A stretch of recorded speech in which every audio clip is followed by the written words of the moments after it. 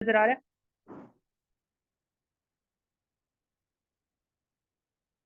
आप लोगों को ये मैप नजर आ रहा है?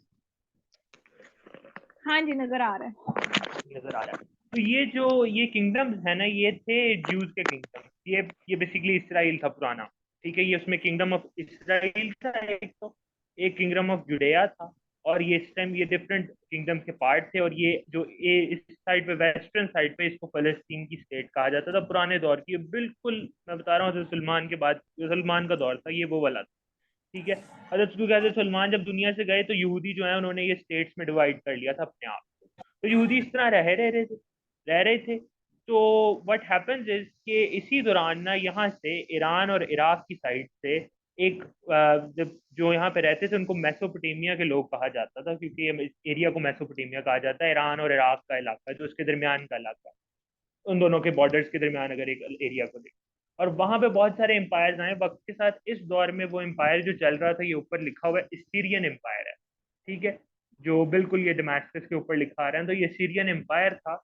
और ये बहुत ही पावरफुल एम्पायर था, उन्होंने बहुत तरक्की की। इनके बारे में भी सरसाइल बात करते हैं कि वो जो एलियन टेक्नोलॉजी और सो ऑन सो फोर्थ, और वो ये वो वाले एरिया से लोग थे। तो लेकिन ये वो अब एलियंस वाला इनका दौर खत्म हो गया था, क्योंकि नूह का सैलाब आ गया, सो ऑन।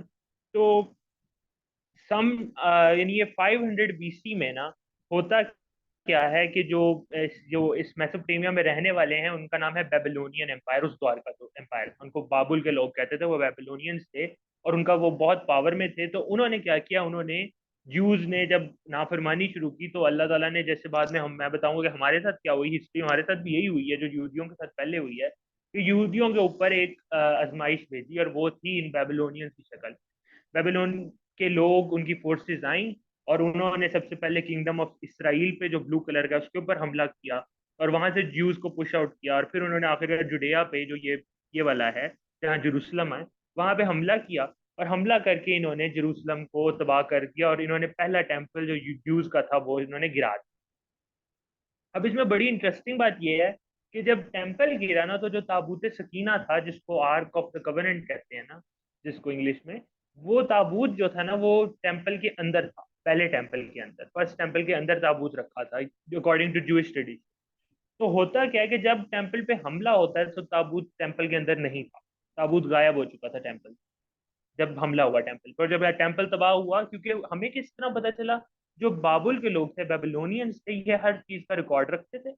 और इस रिकॉर्ड से ये था कि ये हर चीज नोट करते थे कि हमने फलां जगह हमला किया, तो हमने फलां फलां चीज को वहां से लिया था। तो जो इनके रिकॉर्ड्स निकले ना जब बाद में, तो इस रिकॉर्ड में कहीं ताबूत का जिक्र नहीं था। इन्होंने टेम्पल से हर चीज उठा ली थी, ताबूत नहीं उठाया था, ताबूत गायब हो चुका था। ये किसी दिन और डिस्कस करेंगे कि ताबूत किधर गया, उसकी हिस्ट्री क्या है। लेकिन ताबूत गायब हो गया, अलबत्ता वो वहां नहीं था। और पहला टेम्पल तबाह हो गया। इसके बाद जूइश हिस्ट्री में एक ऐसा दौर शुरू हुआ जिसको कहते हैं बेबीलोनियन एग्जाइल। बेबीलोनियन एग्जाइल वो दौर था जब ज्यूज को, यहूदियों को बाबुल के इलाके में, यहाँ ईरान और इराक के इलाके में, समवेयर हियर जो एरिया था, वहां पर बंद कर दिया। यहूदियों को बंद कर दिया, या उनको कैद में ले गए कैप्टिव्स के तौर पे, और उनको बाबुल में रखा। और वो काफी साल यहाँ पे बंद रहे। और उनके लिए बड़ा ये आजमाइश का दौर था, और उनके हालात बुरे हो गए। ये किंगडम सारे जो हैं ये स्कैटर आउट हो गए। और ये बड़ा उनकी हिस्ट्री का टफ टाइम था। फिर क्या होता है कि सम हाउ यहूदी जो है वो अल्लाह से माफी मांगते हैं अपनी इस हरकत पर, अपनी हरकतों पर जो उन्होंने की थी। और समवेयर हियर मैं आपको दिखाता हूँ, आईसी मैप पे, ये मैप नजर आ रहा है आपको? हाँ जी, बिल्कुल नजर आ रहा है। समझो मेरे साथ माइक पे रहें, क्योंकि फिर मुझे एक थोड़ा होता है कि आवाज आ रही ठीक है है, ठीक है। तो। अच्छा, मुझे ना, मैं ठीक है। यहाँ से एक पॉइंट मिस हो गया कि जो आप कह रहे हैं ना कि हम्म बेबीलोन वाले ने जब हम्म हमला किया था जूश पे, हम्म। बेबीलोन के लोगों ने, तो वो हाँ रिकॉर्ड रखते थे और मतलब इस तरह नहीं मिल, उसके बाद आपने वो जो इसके और जो जूश ने यानी रिपेंट रिपेंट कर लिया, माफी तलाफी मांग ली अल्लाह से, उसके दरमियान में आपने जो पॉइंट बताया था वो रिपीट कर दे। मैंने ताबूत का बताया था कि ताबूत गायब हो गया। ठीक है। ताबूत सकीना जो ओके। है वो फर्स्ट टेम्पल के अंदर था, लेकिन जब बेबीलोनियंस ने हमला किया और तबाह किया पहला टेम्पल, तो उसमें हम्म। ताबूत नहीं मौजूद था। अच्छा, और ये जो बेबीलोन के लोग थे, ये वो वाले हम्म। लोग थे जो टेक्नोलॉजी में बहुत एडवांस थे? ये ये ये उस थे वो एरिया से थे, ये उस एरिया से अच्छा, थे लोग। ये उस एसीरियन। एरिया से थे। हाँ ये एग्जैक्टली ये सीरियंस और बेबीलोनियंस मेसोपोटामिया के लोग हैं। मेसोपोटामिया के लोग मैसो बहुत ही ये ज्यादा दोनों को इजिप्ट। हम कहेंगे मेसोपोटामियम के लोग इस एरिया हाँ में। ये मेसोपोटामिया के, ये जो इलाका है ना ईरान और इराक के अच्छा दरमियान अच्छा, में, इसको हाँ हाँ, मेसोपोटामिया कहा जाता है। बिल्कुल तो बिल्कुल ठीक हो। इस लाइन को अगर हम देखें तो इस इधर हम्म वो रहते थे, और इसलिए उन्होंने अपना और उनके एम्पायर थे, एक बेबीलोनियन एम्पायर था, सीरियन एम्पायर था। पहले सीरियंस थे, उन्होंने भी यहूदियों हम्म पर हम्म, हमला किया था, लेकिन बेबीलोनियन ने आखिरकार पहला टेंपल तबाह कर दिया। ठीक है, अब ये ठीक हो हो गया, गया। टेंपल तबाह हो गया, यहूदी जो एग्जाइल में चले गए। एग्जाइल का मतलब है, hopefully अब समझ होंगे कि वो एक किस्म की कैदी थी उनके लिए, कैप्टिविटी। तो उनकी कैप्टिविटी को एग्जाइल करता है। फिर क्या होता है, इधर यहाँ पे आप साइड एक किले जैसे यहाँ पे होता है, बहुत सारे कबीले, एक कबीले का सरदार, उसका सारे था। ये है जरून भाई, आपकी आवाज कट रही है। सारे वो कबीले की घाट आप, और उसने जो लेकर उसने करना शुरू। अब आ रही है आवाज मेरी? हाँ जी, अब आ रही है।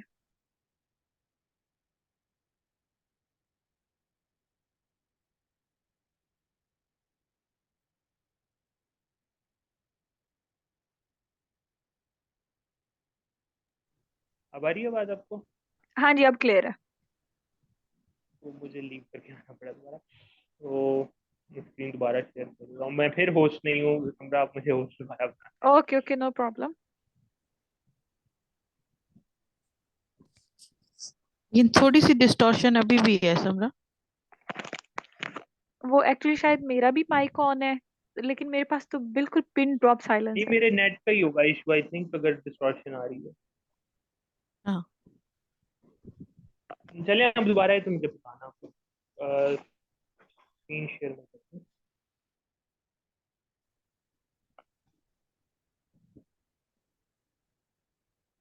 ठीक है। तो ये था साइरस। अब नजर आ रही स्क्रीन? जी, साइरस की आ रही है नजर हमें। तो ये साइरस था, and ये मैं उनमें से एक कबीले का लीडर था, और उसने हमला किया डिफरेंट इलाकों पर। उसने अपनी टेरिटरी को एक्सपैंड करता रहा, और एक्सपैंड करते करते इसने 550 में, मतलब 550 बीसी में, आज से 2500 साल पहले, इसने बुनियाद रखी थी पर्शियन एम्पायर। असल में इसकी फैमिली का नाम एकमेड एम्पायर कहलाया जाता है, लेकिन वो पर्शियंस में ही आते हैं। इसने पर्शियन एम्पायर की बुनियाद रखी, और इसने आखिरकार इसका मुकाबला उनसे हुआ, बेबीलोनियन से, जहाँ पे यहूदी बंद थे। और साइरस ने जब बेबीलोनियंस के खिलाफ जंग लड़ी, और आखिरकार इसने बेबीलोनियंस को डिफीट कर दिया, और डिफीट करके इसने यहूदियों को आज़ाद कर दिया बाबुल से। यहूदी आज़ाद हुए, और जो इसने यहूदियों को इजाज़त दी कि they can go back to Jerusalem. और जबकि इसकी टेरिटरी में आता है जेरूसलम, उसने खुद पे और उस सारे इलाके पे साइरस ने अपनी पावर बढ़ा दी, और पर्शियंस ने बेसिकली। और इसने क्या किया कि इसने वापस भेजा ज्यूज को, और ज्यूज वापस चले गए जेरूसलम। और ये ड्यूरिंग ये वो वाला टाइम है कि रफली ये कहते हैं कि 539 बीसी में, कुछ 20 साल बाद तकरीबन, साइरस के पर्शियन एम्पायर स्टार्ट करने के 20 साल बाद इसने ज्यूज को आजाद करके भेज दिया जेरूसलम। ज्यूज जब वापस आए तो इन्होंने सेकंड टेम्पल की बिल्डिंग बनाना शुरू की। सेकंड टेम्पल तब बना ज्यूज का, जब सेकंड टेम्पल बना, तो इन्होंने कहते हैं उसी दौर में इन्होंने तौरा लिखना शुरू की। तौरा की जो 5 किताबें हैं, जो बाइबल की पहली 5 किताबें, वो इन्होंने तब लिखी जब ये सेकंड टेम्पल बनाने आए। और इन्होंने दूसरा टेम्पल बनाया, और इन्होंने तौरा लिखनी शुरू कर दी। और अब हम यहाँ पे जूइश हिस्ट्री से हम थोड़ा बाहर आ जाते हैं मेरे पास, लेकिन जूइश हिस्ट्री का थोड़ा सा बैकग्राउंड मैंने दे दिया कि इस कॉन्टेक्स्ट में क्या था, ठीक है। और उसके बाद ये अपनी टेरिटरी एक्सपैंड करते गया। साइरस चला गया दुनिया से, उसके बाद उसका बेटा था डारियस वन था, उसने डिफरेंट इलाकों पर हमला किया, और ये जो रेड में है ये सारा पर्शियन एम्पायर बन गया, ठीक है। और अब मैं ये मैप पे दिखाता हूँ कि कौन कौन से इलाके हैं, लेकिन बेसिकली अगर हम देखें तो इसने ये बेसिकली तुर्की का इलाका है सारा। तो इसने ये तुर्की तक कवर कर लिया था। ये नीचे इजिप्ट का इलाका है, ठीक है, ये भी इसने कवर कर लिया था। और उसके बाद ये जो यहाँ तक ये आ गए थे, बेसिकली आ गए थे पाकिस्तान के अंदर तक। अगर इसको एक और मैप में दिखाऊं तो इसमें इसमें देखें तो ये पाक यहाँ तक आ चुके थे, Pakistan, Afghanistan, China, Iran, Iraq, ये बहुत बड़ा एम्पायर बन चुका था। यहाँ तो पूरा इन्होंने दिखाया भी नहीं कि इजिप्ट तक, बेसिकली तुर्की, इजिप्ट सब कुछ कवर कर लिया था पर्शियन ने, इतनी पावर आ गई थी इनके पास। और इन्होंने सारा लैंड कैप्चर कर लिया, और ये बड़ा ही ह्यूज साइज में पर्शियन एम्पायर बन गया। जो पर्शियंस थे ना, इनका अच्छी खासियत ये थी, और इनकी इन्फ्लुएंस बढ़ भी इसलिए रही थी क्योंकि पर्शियंस जो है ना, वो एक रूलरशिप का इनका बड़ा यूनिक तरीका था। इनका यूनिक तरीका ये था कि ये टैक्सेस लेते थे लोगों से, लेकिन ये जब तक आप बेसिकली उस किंग, जो मेन पर्शियन किंग है, उससे आप लॉयल्टी रखें, उसको टैक्स दें, और बाकी आप अपनी हुकूमत अपनी मर्जी से चलाएं, पर्शियंस आपको कुछ नहीं कहते। तो इस तरह ये था कि बगावत कम होती थी पर्शिया में, और पर्शियन एम्पायर में कोई बगावत नहीं करता था क्योंकि लोगों को अपनी मर्जी से रूल करे थे, बस टैक्स देना पड़ता था। इनका मेलिंग सिस्टम बहुत अच्छा था उस दौर में, ठीक है। और जो इनका रिलीजन था पर्शियंस का, वो था जोरोएस्ट्रियनिज्म, ठीक है। जोरोएस्ट्रियनिज्म एक ऐसा मजहब है जो जोरोएस्टर एक प्रॉफिट था, वो कहते हैं वो लेके आया था। और जोरोएस्ट्रियनिज्म की खासियत यह है कि दुनिया का, कहते हैं, one of the first monotheistic religion है, मतलब वो रिलीजन जो एक खुदा को पूजने पे कह रहा था। क्योंकि ईरान, इराक के इलाकों में हम हजरत इब्राहिम की स्टोरी में भी देखते हैं कि वो आग की पूजा कर रहे थे, वो डिफरेंट चीज़ों की पूजा कर रहे थे। तो जोरोएस्टर जो एक नबी था, वो उनकी हिसाब से वो कहते हैं प्रॉफिट है, शायद अल्लाह का भी नबी हो, हु नोज, अल्लाह बेहतरी जाने कि 1,24,000 नबी आए, तो जोरोएस्टर भी शायद एक नबी हो, क्योंकि उसका पैगाम तो यही था कि एक खुदा है, और क़यामत आएगी, और जन्नत जहन्नुम है, और शैतान है। ये बेसिकली बहुत सारे कॉन्सेप्ट जो हैं ये जोरोएस्टर से आए, जोरोएस्ट्रियनिज्म से। और पर्शियन जो थे वो जोरोएस्ट्रियन थे। लेकिन ये किसी पर जबरदस्ती करके अपना मजहब नहीं फैलाते थे, मतलब अगर आप अपनी मर्जी से जो भी अपने रिलीजन प्रैक्टिस करना है वो करें। इसी वजह से उन्होंने ज्यूज को भी कुछ नहीं कहा था, बल्कि उन्होंने ज्यूज को जेरूसलम वापस जाने का मौका दे दिया, ठीक है। ये हमारी थी पर्शियन हिस्ट्री, बड़ी शॉर्ट में बताई, कि पर्शियन हिस्ट्री आगे ग्रीक्स में आ जाएगी तो हमारी पूरी हो जाएगी। हमने भी ज्यूइश हिस्ट्री कर ली और पर्शियन हिस्ट्री थोड़ी सी डिस्कस की है, ज्यूइश हिस्ट्री। कोई सवाल हो तो मुझे बताएं। अच्छा, साइरस के बेटे का नाम आपने बताया था, वो मैं भूल गई नोट हाँ, करना। दारियुस वन था, DARIUS। अच्छा, डायरियस, ठीक हो गया। डारियुस वन था क्योंकि डारियुस और भी हम बहुत सारे वो आगे आए, वन, अलेक्जेंडर की स्टोरी ठीक में ठीक, आता होता है। लेकिन सही हो गया। वो बेसिकली उसने बेसिकली पाकिस्तान तक, इजिप्ट तक, इधर मतलब वेस्ट में इजिप्ट तक और ईस्ट में पाकिस्तान तक वो लेके आया था पर्शियन के बॉर्डर। तो पर्शियन बहुत पावरफुल हो गए थे उस दौर। ठीक हो गया। और कोई सवाल? मुझे तो बहुत अच्छे से समझ आया, अल्हम्दुलिल्लाह। I have no questions. अगर किसी को नहीं समझ आया है, कोई कंफ्यूजन है, तो पूछ ले अभी, फिर हम आगे चलते हैं थोड़ा सा, क्योंकि हम मैंने इसका ज्यादा नहीं थोड़ा सा कराना था। रिव्यू भी रखेंगे सेशन, ताकि अगर किसी ने हाँ, लेट मैं ज्वाइन एंड पे किया एक है। रिव्यू देता हूँ, एक हाँ एंड पे रिव्यू, बिल्कुल, क्विक रिव्यू भी दे दूंगा, ठीक है। बिल्कुल। आप लेकिन दे दें अगर या आप किसी को कह दें, और भी लोग हैं, वो उनमें से कोई कह दे ना, ज्यादा बेहतर पता चलेगा कि कैसे समझ आ रहा नहीं, चले, हम इसको क्लास नहीं बनाते थे वो तो कोई। है। मैं आगे कंटिन्यू करता हूँ जो भी कोई तो। फीलिंग। हाँ, वो जी ऑब्वियसली जी। वो भी हो सकता है। तो पर्शियंस के बारे में मैं और कोई चीज़ जो आप लोगों को कंफ्यूज ना करे तो मैं बता दूँ। चलो ठीक है। हाँ, तो पर्शियंस ही अपना रूलरशिप, इनकी तो आपको आई थिंक समझ आ गई होगी। इसके बाद हम जाते हैं ग्रीक्स के ऊपर, ठीक है। अब जरा ग्रीक्स की एक बात सबसे पहले समझने वाली है, इनकी स्टोरी हम कल करेंगे, लेकिन पहले जरा ग्रीक्स की एक बात समझ लें, जिसके लिए मुझे मैथ की जरूरत अभी तो नहीं होगी। ये ग्रीक्स जो थे ना, ये एक कौम थी, जैसे अरब एक कौम है, जैसे रोमन्स एक कौम है। ये कोई एम्पायर नहीं था, ठीक है। पर्शियन एक एम्पायर था, पर्शिया के लोगों का एक एम्पायर था, एक हुकूमत थी, और उसमें डिफरेंट टेरिटरीज आती थी, डिफरेंट मजहब के लोग आते थे, जैसे ज्यूज आए हैं, तो उसी तरह वो पर्शिया एक एक प्रॉपर सिस्टम, उनका एक एम्पायर था। लेकिन ग्रीक्स को एम्पायर नहीं था। ग्रीक को एम्पायर बना एक दौर में, वो हम करेंगे बाद में, लेकिन ग्रीक को एम्पायर नहीं था। Greek were people, right. और ये लोग ग्रीक्स क्यों कहलाते थे? क्योंकि ये ग्रीस में रहते थे। तो ये ग्रीस में रहते थे, एंड जो आपके हैं ग्रीक, और मैं ग्रीस दिखा दूं, ये ग्रीस का इलाका है ये सारा, ठीक है। तो ऑरेंज येलो वाला इलाका ये सारा ग्रीस में आता है, और ये ग्रीस में रहते थे, तो इनको ग्रीक्स कहा जाता था। और ये पिछले हजारों साल से यहाँ रह रहे थे, मतलब ये पर्शियन से भी पुराने हैं, ये ज्यूज के दौरों के ही हैं, मतलब बहुत पुराने ग्रीक्स जो थे। और वो यहाँ इन इलाकों में रहते थे। और इन ये कैसे रहते थे? सिटी स्टेट्स में रहते थे। अब सिटी स्टेट्स का कॉन्सेप्ट क्या है? दरअसल सिटी स्टेट का कॉन्सेप्ट ये है कि एक शहर, जैसे कि ये शहर है, ये एक सिटी स्टेट है। मतलब अगर लाहौर एक सिटी स्टेट तब बनेगा कि अगर एक लाहौर हो शहर और उसके इर्द गिर्द का इलाका, और इस सारे इलाके को एक रूलर या एक गवर्नमेंट संभाल रही हो इंडिपेंडेंटली और बाहर से उसको इन्फ्लुएंस ना कर सके। तो ग्रीक्स इस तरह रहते थे। तो हर शहर में एक हुकूमत अलग अलग बनी हुई, इसलिए कुछ सिटी में डेमोक्रेसी थी, कुछ में आपको किंगशिप मिलती थी, कुछ में कुछ। तो इस तरह के शहर थे और ये वॉल्ड सिटीज होते थे, क्योंकि ये एक दूसरे से इनको खतरा होता था कि कोई और ग्रीक सिटी हमला ना कर दे हमारे ऊपर। तो ये सिटी स्टेट्स में रहते थे, ये जिस तरह की एक सिटी स्टेट यहाँ बनी, ठीक है।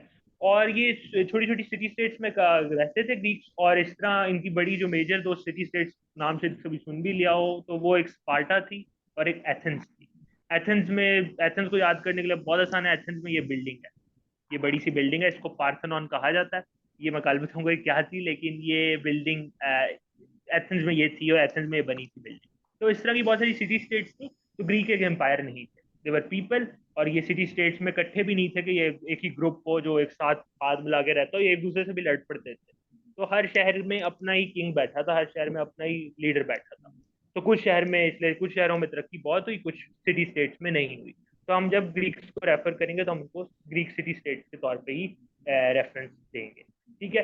ग्रीक से हमें क्या क्या मिलता है? हमें म्यूजिक का वर्ड ग्रीक से मिलता है, हमें पॉलिटिक्स बहुत सारी ग्रीक से आती हैं, ठीक है। सारी पॉलिटिकल वोकेबलरी जो आज इस्तेमाल होती है वो ग्रीक्स के थ्रू आई आगे। हमारा इंटरमीडिएटली हमने भी दरमियान में उसमें हाथ डाला था, लेकिन बहुत मेजर काम ग्रीक्स का था। सारी पॉलिटिकल टर्म्स, डेमोक्रेसी का सारा कॉन्सेप्ट ग्रीक्स का है, ठीक है। और फिलोसफी की सारी बातें, साइंस की, एस्ट्रोनॉमी, फिजिक्स, मैथ्स, बहुत कुछ ग्रीक्स ने इंट्रोड्यूस किया। बेसिक लेवल पर जो चीज़ें थी वो ग्रीक्स ने इंट्रोड्यूस की थी और उसको वो आगे लेके चले थे। आई थिंक यहाँ तक हम करें, और आगे अगर अगर करना चाहते हैं तो कर लेते हैं, वरना यहाँ तक काफ़ी होगा। हाँ जी, वैसे भी हमारा सेशन भी खत्म होने वाला मेरा ख्याल है, हमें तो वही दोबारा मैं से कह रहा हूँ ज्वाइन कि करना आप पड़ेगा। अपने वो 10 मिनट्स ले लेना जो आपने डिस्कस करना था, और कोई अगर किसी को ठीक है। है कोई क्वेश्चन तो वो भी पूछ ले। और मैं इन पे रिवीजन सी करा दूंगा, छोटी सी अच्छा, मुझे मुझे पॉइंट्स लगता बता है फिर दूंगा। हम आहिस्ता आहिस्ता वो अफलातून वाले टाइम की तरफ तो नहीं जा रहे, कि वो मुझे नबी सल्लल्लाहु अलैहि वसल्लम के अफलातून का बाद नहीं की पता। एक चीज है। अच्छा, नहीं, ठीक है। मुझे मतलब इंग्लिश में नहीं पता कि अफलातून कौन है। हाँ हाँ, ठीक है। सुकरात वगैरह जो हम पढ़ते हैं ना, तो हाँ, खैर। मुझे अच्छा, पता अब नहीं ये है, है लेकिन कि ये आपको पता चल जाएगा। अ, अब इस तरह से है प्लेटो कि प्लेटो एंड एरिस्टोटल की बात कर रही हैं वो।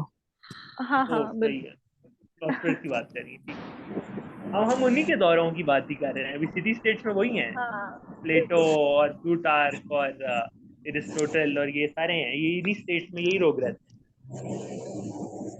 अच्छा, अभी ये है कि आप लोगों से ये भी डिस्कस करना था, क्योंकि हमारा मेन काम ये है कि हमने अपने अपने जो क्लस्टर्स डेवलप करने हैं टीएल्स में।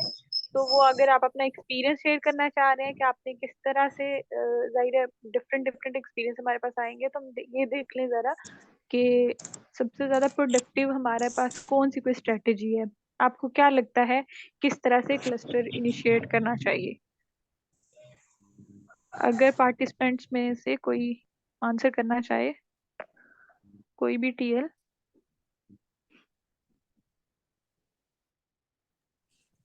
समरा, आप रिपीट करेंगे क्वेश्चन? सॉरी, मैं मिस कर गई हूँ।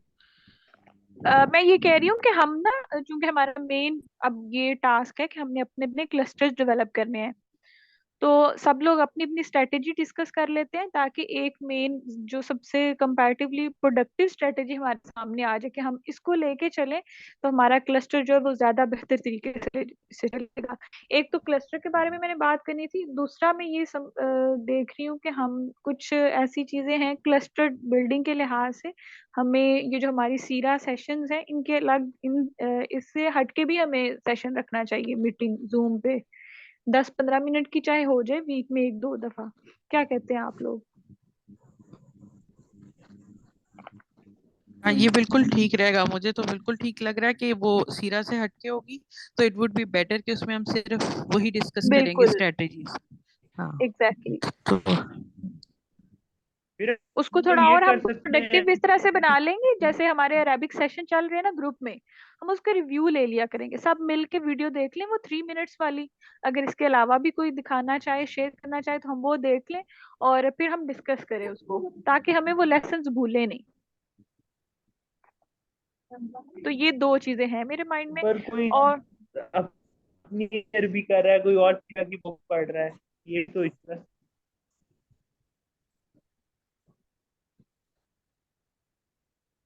अस्सलाम वालेकुम। नहीं, ये भी ठीक है।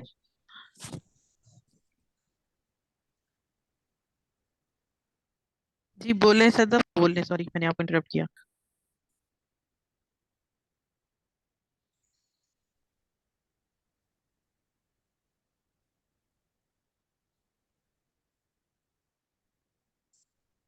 अस्सलाम वालेकुम, मैं क्वेश्चन कर सकती हूँ? जी जी बिल्कुल। जी अच्छा, मेरा क्वेश्चन क्लस्टर्स की को बनाने के हवाले से ही था कि जैसा कि लोग, हम उनको अभी इतना कोई कंटेंट से रिलेटेड कुछ चीज़ें बता तो सकते नहीं, क्योंकि अभी सेकंड टास्क हमारा है, जैसा कि जो भी हमें दिया नहीं गया है, और उसके हवाले से अभी हमें इतना अच्छी तरीके से मालूम भी नहीं है। तो लोगों को इंगेज करने के लिए हम फिर किस तरह से वर्क करें? जैसे आई लाइक के मैं ये करती हूँ कि मेरे पास वीडियोज़ होती हैं साहिल अदीम सर की, तो मैं वही वीडियोस जो है वो शेयर करती रहती हूँ, और चाहे वो इंटेलेक्चुअल थिंकिंग के हवाले से हो, क्रिटिकल थिंकिंग के हवाले से हो, या आइडेंटिफिकेशन जो हमारी आजकल जो यूथ की है उसके हवाले से हो, आइडेंटिटी तो मैं वो, क्राइसिस। जी जी, आइडेंटिटी क्राइसिस के हवाले से हो, तो मैं वो शेयर करती रहती हूँ। क्योंकि हम अपनी तरफ से कोई कंटेंट नहीं दे सकते, क्योंकि आईएमएस का एक अपना कंटेंट होगा जिसके बारे में अभी मुझे भी नहीं इल्म है, वो जो कि मिल जाएगा इंशाल्लाह जल्द। तो हमने फिर उससे रिलेटेड किस तरह से एंगेज करना है, क्योंकि आप जानते हैं लोग इतनी जल्दी कहीं ना टिकते नहीं हैं, उन्हें कुछ ना कुछ चाहिए होता है, कुछ ना कुछ कुछ चीज़ें उनको ऐसी चाहिए होती हैं जिससे वो उस चीज़ पे या उस वे पे रहें। और अगर हम बिल्कुल ही खामोश हो जाएं, किसी किस्म की कोई चीज़, कोई कंटेंट दें ही नहीं, कोई वीडियोस ही ना दें, कुछ भी ना दें, तो उनको हमारा भी पर्पस यही समझ में आने वाला ना, जो है वो हमसे उतनी उस चीज़ को समझने वाले हैं। तो मुझे थोड़ी सी ये चीज़ की कंफ्यूजन है कि मैं किस तरीके से फिर ये चीज़ लेके चलूँ, क्योंकि अगर कल को मुझसे कोई सवाल कर लेता है इन डेज में, जब तक हमें सेकंड टास्क मिलता है, तो हम उन्हें जवाब कहाँ से ला के देंगे? अच्छा, सदफ सबसे पहली बात ये है कि जो आपकी कन्फ्यूजन आ रही है ना, क्योंकि हमें पीछे से इतना यानी कंटेंट फ्लो नहीं है अभी हमारे पास, तो ये चीजें हम सब देख रहे हैं अपने अपने बिहाफ पे ना, अब अपने अपने एंड्स पे। तो उसके लिए बेस्ट ये है कि अभी आप जैसे हमने हिस्ट्री शुरू की है ना, तो आप अपने पॉइंट्स बना लें। ठीक है, जिस तरह से आप कन्वीनियंट फील करती हैं, आप यानी सॉफ्ट फॉर्म में है या आप लिख के अगर आपको आसान लगता है, तो आप यही चीज जो आज हमें जरून भाई ने बताई है, वो आप किसी और बुक से भी साथ आप कंसल्ट कर लें, और अपने क्लस्टर में आप मीटिंग्स रखें, और अपने यही वाली जो चीजें आपने सीखी हैं वो आप उनको भी सिखाएं।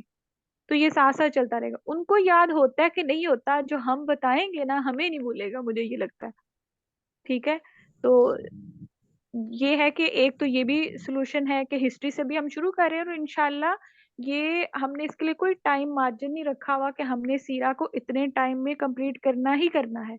हमने इसको सीखते रहना है इंशाल्लाह, क्योंकि अब हर कोई जो है वो उसने अपनी कोई ना कोई तो एक लर्निंग के लिए रखा हुआ है, कुछ ना कुछ लोग कर रहे हैं सब लोग। तो ये आप एक कर सकती हैं। ठीक है, और जैसे हमने भी अभी ये करना है इस सेशन में, जरूर भाई आप भी जरूर हेल्प करिएगा, क्योंकि सिर्फ पढ़ेंगे अगर तो इतना सीखा तो हमने है आज का। अब ये है कि आप हमें एक टास्क भी दे दें, या कोई बुक का हमें बता दें कि यहाँ से या पढ़ें भी, क्योंकि अब हमारे लिए समझना आसान होगा। पर्शियन हिस्ट्री को अगर हम पढ़ते हैं तो इस तरह से, मैं या ना जूस आपको को। वो तो रिकमेंड कर देता हूँ। मैं जरा ना, वो एक सवाल पूछा था किसी ने कि वो मैं हमें से क्या मतलब है, मुस्लिम्स की मैं बात कर रहा था, और मुस्लिम्स की सेंस में बात कर रहा था कि हमने हिस्ट्री में जो आगे पढ़ेंगे, हमने काफी पॉलिटिक्स पे काम किया था, मुसलमानों ने इम्प्रूव ग्रीक से जो लिए थे पॉलिटिक्स उसको इम्प्रूव किया था, उसमें बहुत सारी काम चीजें की थी ऐड, तो वो हम आगे पढ़ेंगे इसलिए मैंने नहीं बताया। एक तो ये, दूसरा ये कि मैं बुक कभी रिकमेंड खुद नहीं कर रहा आपको जान के, बिकॉज अभी ना अवेयरनेस नहीं हुई हमें पूरे, क्योंकि मैंने बताया हिस्ट्री एक इवेंट, हम हिस्ट्री को ट्रीट इसी तरह करते हैं कि वो एक इवेंट है, लेकिन एक इवेंट हुआ फिर दूसरा इवेंट हुआ, लेकिन सारे इवेंट इंटरकनेक्टेड है। मतलब अभी आप देख लें कि ज्यूज की हिस्ट्री चल रही है और साथ ही पर्शियंस की हिस्ट्री भी चल पड़ी है, और उधर से सीरियंस की हिस्ट्री भी चल, और बेबीलोनियंस की और हिस्ट्री भी ग्रीक चल की रही वैसे ही है, साथ साथ तीन चल रही हिस्ट्रियां चल रही हैं। और अभी मैं, हाँ, और मैं चौथी अभी वो ग्रीक का बता नहीं रहा, वरना ग्रीक तो पिछले 1000 साल से ही चल रहे थे, तो अभी बिल्कुल। हिंदूज की अलग चल रही है सबकी, साइमल्टेनियसली 4-5 हिस्ट्रीज या 10 हिस्ट्रियां इकट्ठी काम कर रही हैं। हमें पढ़ाया जाता है कि ये आए फिर ये आए, ये इस तरह होता नहीं है दरअसल। एक टाइम में काफी कुछ हो रहा होता है। तो वो भी इंशाल्लाह जब फ्रेम थोड़ा सा क्लियर हो जाएगा ना हमारा, ये सीरा से पहले और सीरा के बाद वाले इवेंट्स, तो फिर आप इंशाल्लाह कोई भी बुक पढ़ सकेंगे। मैं इतना कोशिश करूंगा कि आप अवेयर हो जाएं कि आप कोई बुक खोल लें और आप ग्रीक्स के बारे में बुक पढ़ लें। लेकिन अभी नहीं, अभी पहला लेक्चर है इसलिए नहीं। लेकिन मुझे ये था कि मुझे एक जरूर रिकमेंड कर दे कोई, अगर किसी को है कि हम क्या मतलब स्पीड सही है और इस तरह समझ आ रही है, या हम बिल्कुल कुछ ठीक है, चेंज करें, अगर बिल्कुल कोई मुझे लगता है रिकमेंडेशन है। इससे बिल्कुल हमें समझ ठीक तरीके से आया है। और मेरा तो ये हाल है कि जैसे मुझे, मैं तो बिल्कुल ही जीरो हूँ, तो मुझे भी इतने अच्छे से चीजें मतलब समझ आ गई हैं। तो आई होप कि बाकी सबको भी जरूर आई होंगी। लेकिन सब अपना अपना रिव्यू दे सकते हैं। जरूर मुझे सब बता दें तो फिर उसके अकॉर्डिंगली हम आगे चलेंगे, क्योंकि मैं भी सीख ही रहा हूँ आप लोगों से कि आप बताएंगे कि किस तरह चेंज करना, तो इंशाल्लाह हम उसके अकॉर्डिंगली चल पड़ेंगे। स्पीड हाँ जी, बढ़ानी तो है या सटअप एक चीज आप ये नोट कर लें कि जैसे हमारे ये सेशन चल रहे हैं ना, इसी तरह ये आप अपने क्लस्टर में, आप क्या, हम सब लोग बाकी जो टीएल्स हैं, ये अपने सेशन में ये इस तरह की मीटिंग शुरू कर लें। एक ये है, और दूसरा ये है कि यानी कि एक वीक में मेरा ख्याल है 2 मीटिंग भी अगर होंगी, और बाकी साथ आप सर साहिल की जो जैसे आप कह रही थी आइडेंटिटी क्राइसिस वगैरह है, इमोशनल इंटेलिजेंस पे इतनी ज्यादा उनकी वीडियोस मिल जाती हैं, वो आप रख लें। या फिर आप वो ग्रुप में पहले एक दिन शेयर कर दें, और फिर बाद में मीटिंग में आप सबसे डिस्कस कर लें कि उन्होंने उस वीडियो से क्या सीखा, उनका बैकग्राउंड नॉलेज क्या था, पहले जी क्या स्टोरी थी, अब कैसी है। जी जी